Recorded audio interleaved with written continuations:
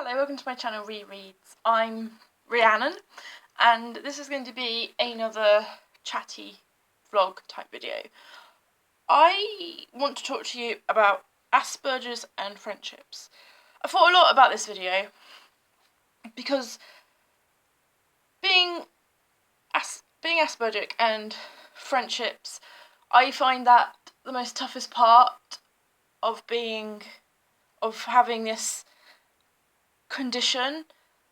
I love my friends, and the friends I do have are limited to a very small number because I have lost friends due to the fact that I have Asperger's. I get frustrated a lot, and I hate being frustrated because it's people's lack of understanding about my condition that makes me frustrated. When I first got diagnosed with Asperger's, I lost a lot of friends because I was horrible to them, but at the time I didn't know that was Asperger's. And to be truthful,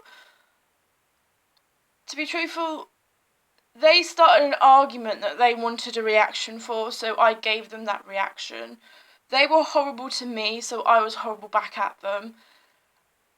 And I just want to talk to you about, for 1 second, about Asperger's and how, if you're in a situation like mine where your ex-best friends hold grudges against you and they want to tell everybody what a horrible person you are and not giving you a chance to make new friendships, that's what really frustrates me. And in my opinion, it's really childish of them to still be doing that after 5 years. I have changed a lot since my diagnosis of Asperger's. I went and got the help. I went and had the counselling. And yes, I still have my funny 5 minutes, but that's me, I'm only human. But what frustrates me the most is I got one particular ex-best friend who can be quite manipulative. And I have to live with the fact that one of my friends is also friends with her. But what I do not understand is that sometimes she'll get away with it, and then when I blow up, when I have my Aspergic meltdowns, and I say horrible stuff in frustration to my friends, which I don't mean at all, what I don't get is people abandoning me when I make one mistake. And that's really hard to be myself around my friends that I have, because I have to suppress my frustration and then let it all out to like my family, which in a way I should not be letting out with my family. I should be letting it out in a more positive way. But when I do get frustrated, I can't get frustrated at my friends because I live in fear that I'm going to lose more and more friends and then become really, really lonely and isolated, which my ex-best friends have made me feel when I first got diagnosed. They made me feel isolated. I had to have a break from Facebook. I had to see them last November, and the anxiety I felt was horrible. I was so anxious, I made myself sick, and I had to leave because they were ignoring me all the way through that meal. And I kind of made that decision to never see them again because of that, and I wasn't going to put me or my boyfriend through that. This talk is a very personal talk, but I want to put it out there because I want to tell people who have been in the same situation as me, when you have melted down so far in your brain that you've let it out at your friends and you said horrible stuff that you didn't mean, and then your friends just abandon you like you were nothing. I want to tell you that you will get up from that. You will find a way through it, and you will become the person you were meant to be, with or without them. Like I had to. These friends I had all the way from middle school. These friends were the friends that said they would be there no matter what. And the upsetting thing is, they weren't. Because Asperger's can make other people break to the point where they can't be around you, and that hurts so much. I love what I do. I love scrapbooking, I love reading, I love watching TV. I'm a Doctor Who fan. I love being around people, and the few friends I do have is because I trust them completely. That if I do have an Asperger meltdown at some point in my life, because I am only human, and I want to I want to break this down and say that people with Asperger's, they're only human. If we say horrible things we don't mean, it's because we're frustrated at like society. We're frustrated at the lack of understanding there is out there in jobs and things like that. And I just wanted to make this video because I want to make people understand that we deserve friends. We deserve a life. We don't deserve people to have grudges or people to tell other people that what we've done to that person. You know, to be honest, in 2012 it was such a blur, my diagnosis, that I'd forgotten what I said. All I knew, staring at a computer screen thinking I have bipolar because I was that erratic. I couldn't cope, and I've been to the lowest point. I also, at this recent moment in my life, I've got a slipped disc.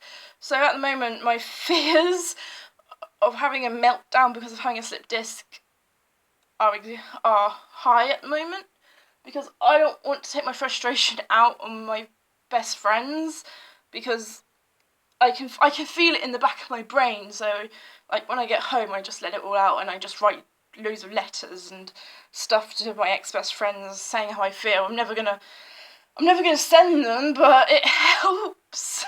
It really does help. But I'm proud of how far I've come. I'm proud that I can stand up tall and say, yeah, this happened. I take responsibility. But until my ex-best friends can say, yeah, that happened too, and they take responsibility of what they did to me, because it wasn't all my fault, then I'll be a happier person. And if just one of them stood up and said to me, Rhiannon, I'm so sorry that we said that, I'm so sorry that we caused that reaction, I would start building the walls of forgiveness up and not feel that anxious, because I know in my heart that I'm not a bad person, and I'm not evil. I'm not an evil person that my ex-best friends make me out to be. I'm just a person that has to live with a condition of that the world and my understanding of the world is slightly a bit awkward at the moment, and I don't see the things that normal people see. I see everything in black and white, and that's hard to switch that back on and think, well, the world is not in black and white, it's in colour, it's in full technicolor in certain situations. I have a lovely boyfriend, and I had an ex-boyfriend who did bad stuff to me, and I convinced myself that that's what I deserved because I was mean to my ex-best friends. So I felt that having someone be horrible to me, I would know what it felt like, and I did. I have said sorry countless of times, but it's come to the point where I probably am better off without them, but then I feel I'm worth another chance to show these people that I am so worth it, because at the end of the day I'm a lovely person. I'm a lovely, caring, make lovely cards. I take people out to see shows. I want to make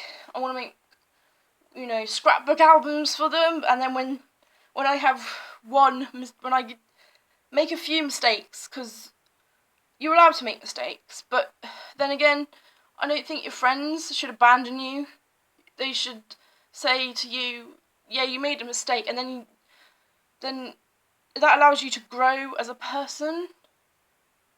But if you are a friend of someone with Asperger's and that friend has been horrible to you, just give them some space for a bit and then come back to it, and then say to them calmly, you really hurt me, but I'm still going to be there for you, because that's what friends do. They don't abandon their friends.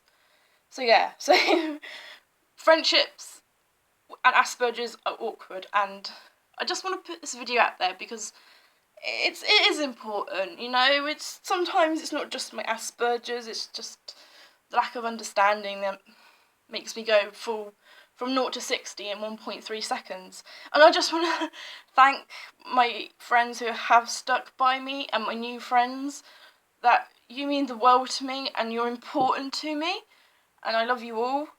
And I hope, you know, if my ex-best friends are watching this and they have it in their heart to actually stand up and be the 25 years they are and apologise for their part in it, that would be great. Or if, you know, they want to give me another chance, then maybe we could work something out, because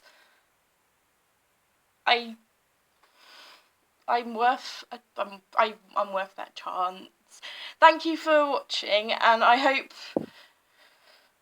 whatever situation you're in with friends, family, relationships, that you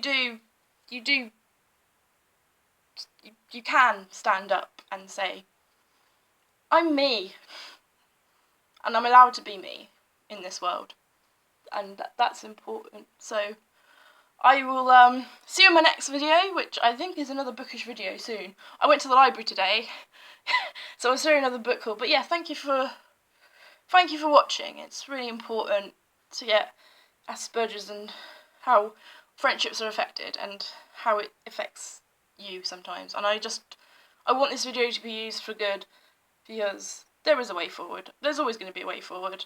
You just have to find it, and you just have to listen to the good advice sometimes. So yes, I'll see you in my next video. Bye bye.